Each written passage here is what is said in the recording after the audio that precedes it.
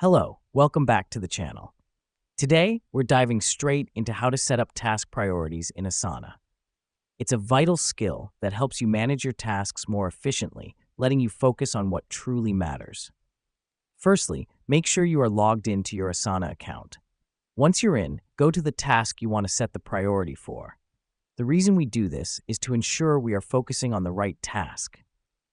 Now that we've done that, look for the priority field, usually on the right side of your task details.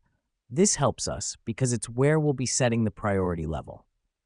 Next up, click on the priority field. A drop-down list will appear. Here's what's happening behind the scenes.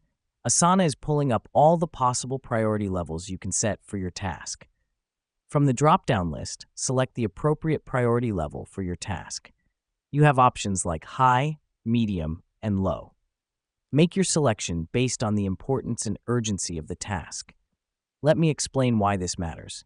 By setting the right priority, you ensure that critical tasks are not lost in the shuffle and are dealt with in a timely manner. Once you've selected the priority, click outside the priority field to close it. This finalizes your selection. The reason we do this is to save the priority level you've chosen. And there you have it. You've just set up task priorities in Asana, a simple yet effective way of managing your tasks and maximizing your productivity. By following these steps, you're able to better organize your workload, ensuring that vital tasks get your attention first. Remember, setting your task priorities is not a one-time event, but a dynamic process that should evolve as your workload changes.